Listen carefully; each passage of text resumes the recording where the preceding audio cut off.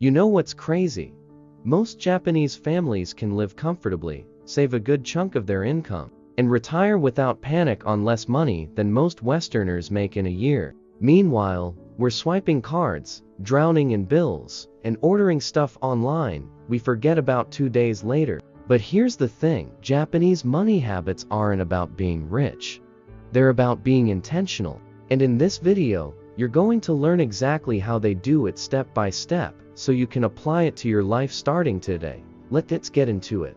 Ever heard of the term Kakeibo? It's Japan's oldest budgeting system. But it doesn't require an app or a spreadsheet or a PAAHDAADDDDHEHE in finance. It's literally a notebook. People sit down, write out what they earn, what they plan to spend, and how much they want to save. Then at the end of the month, they ask one thing: did I live intentionally with my money? That's it. But it works because writing things down creates awareness. And awareness changes behavior, and it gets better. This budgeting system isn't just personal, it's often a family tradition. Parents do it with kids. Spouses do it together. It's not weird or stressful, it's normal. While some of us avoid talking about money because it feels tense or awkward, in Japan, it's just life.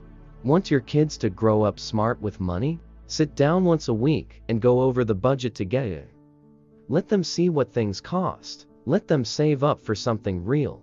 That early training sticks. Now, let's talk about something Japan does that freaks out a lot of Westerners.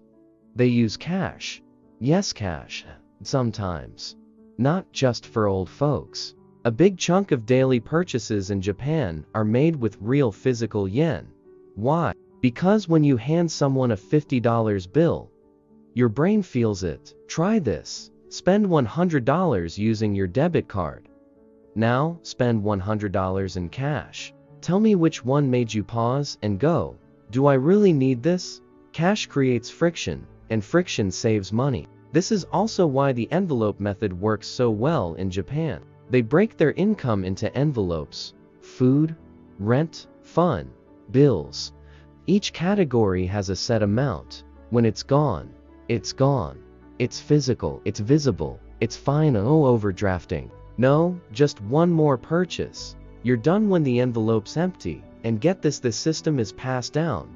Grandparents used it, parents use it, kids pick it up. It's not a gimmick, it's a lifestyle.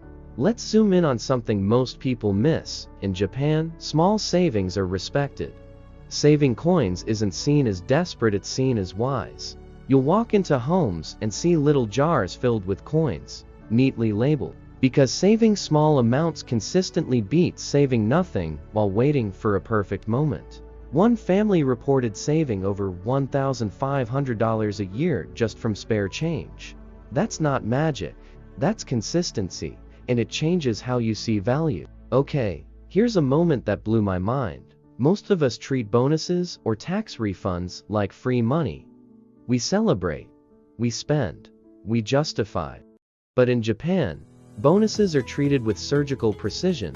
A typical household might split a bonus like this: 30% to savings, 20% to debt, 20% to home upgrades, 10% to gifts or fun, and the rest is carefully planned.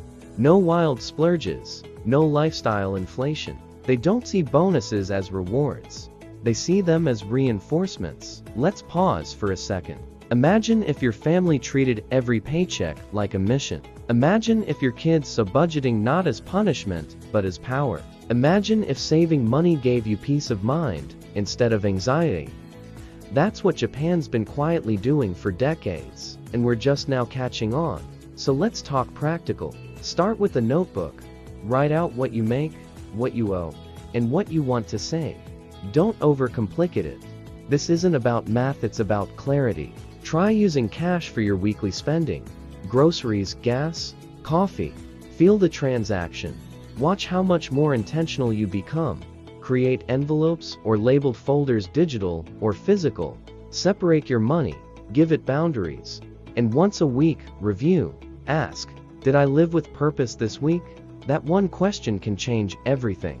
Now, if this is hitting home, and you're ready to stop letting money slip through your fingers, subscribe to the channel. because next week's video will show you how to meal plan the Japanese way, and how it saved one woman over $3,000 a year without eating ramen every day. Also, comment below, which of these habits are you going to try first? Notebook, cash, envelope system?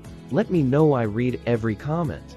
In conclusion, Japanese money habits work not because they're fancy, but because they're human. They're simple, visual, honest, family-friendly, and most importantly, sustainable. If you want to take control of your money, you don't need a financial advisor. You need a notebook, a few envelopes, and a little patience. You've got this. You know, after I first heard about the Japanese envelope system, I gave it a try just to see what would happen. I didn't expect much. I grabbed 5 plain white envelopes, scribbled groceries, transport, fun, savings, and miscellaneous on the front, stuffed them with what little cash I had left for the week, and said, okay, let's see how long I last.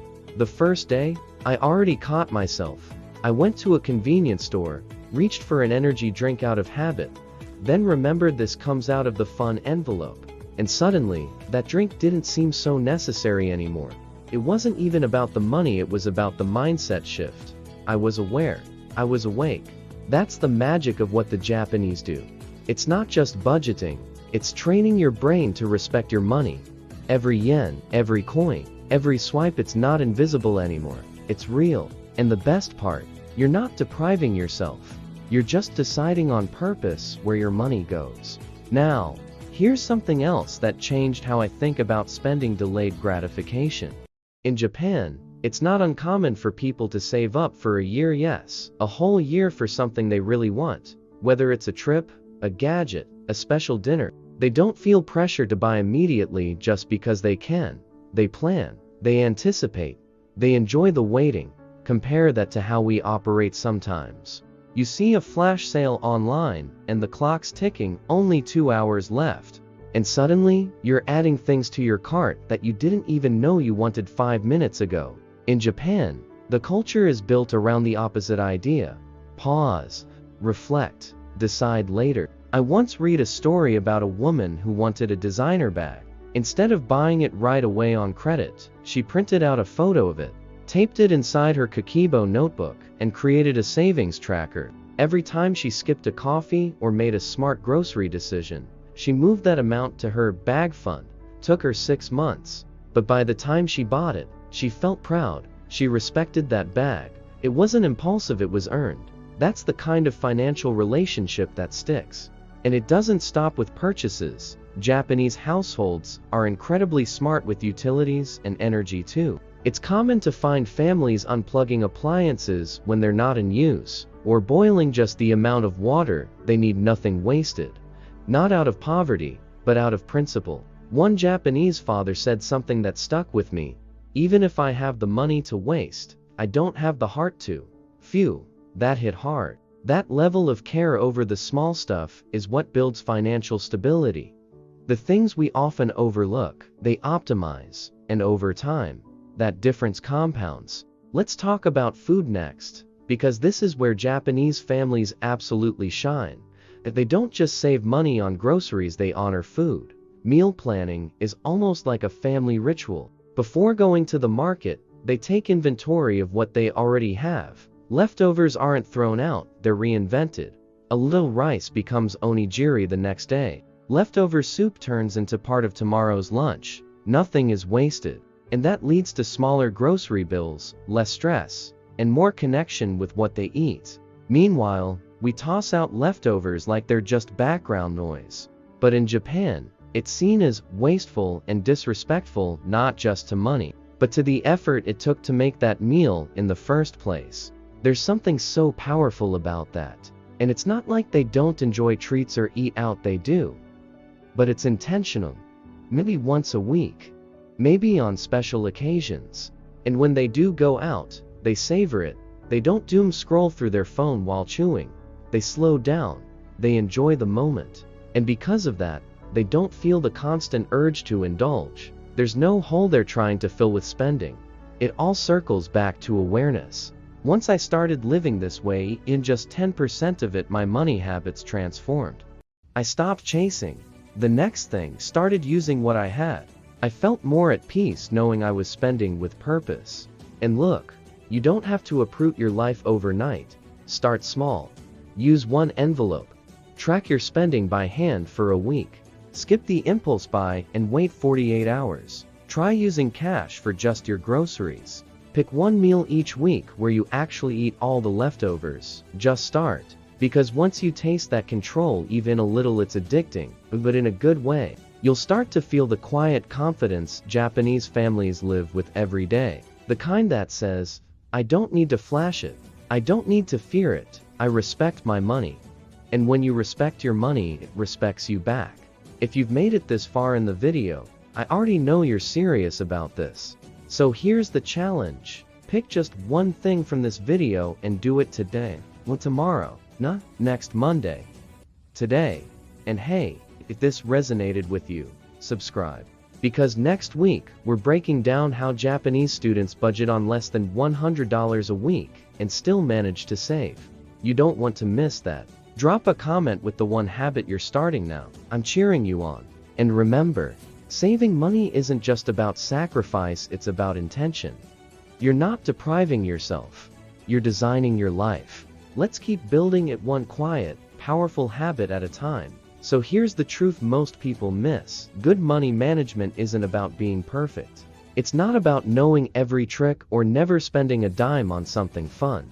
It's not about guilt or shame or spreadsheets with 12 tabs you forget to update after 3 days. It's about awareness, intention, and small, quiet habits that build real strength over time. And that's what the Japanese approach to money teaches us. Not some get-rich-quick formula. Not some secret hack. Just a different way of looking at life. A slower way. A more thoughtful way. A way where every coin, every yen, every dollar has a purpose, and so do you. Because when your money has meaning, your life starts to feel more grounded, less chaotic. You're no longer reacting to every sale, every bill, every surprise expense. You're creating space between impulse and decision. And that space, that's where freedom lives. So if you're feeling inspired right now, hold on to that. You don't need to fly to Tokyo or become a minimalist monk. You don't have to overhaul your life tonight. You just need to start small. Start with a notebook. Track your spending for 1 week, no judgment, just curiosity. Try using cash for your daily coffee or lunch. See how it feels to feel your money. Turn tonight's leftovers into tomorrow's lunch instead of tossing them. Create one envelope, just one, and use it for something simple like snacks or groceries. That's all it takes to begin. And the best part? Once you start, the momentum builds. You'll start noticing your habits. You'll catch yourself before those random online purchases. You'll look at your account and feel calm instead of panic. And when you hit your first savings goal, whether it's $20 or $200, you'll realize, wow, I did that. I'm in control. That's the power. That's the shift. And it starts with something as simple as a notebook and a question. Am I living with intention, or just reacting to everything around me? Now, if this video sparks something in you, share it with someone you care about. A friend, a sibling, your partner. Talk about this stuff. Normalize it. Let it be part of your life. And if you want more videos like this, real, honest, practical, hit that subscribe button. This channel is all about helping you take back control in quiet, powerful ways. One habit, one envelope, one decision at a time. You've got this. I believe in you. I'll see you in the next one.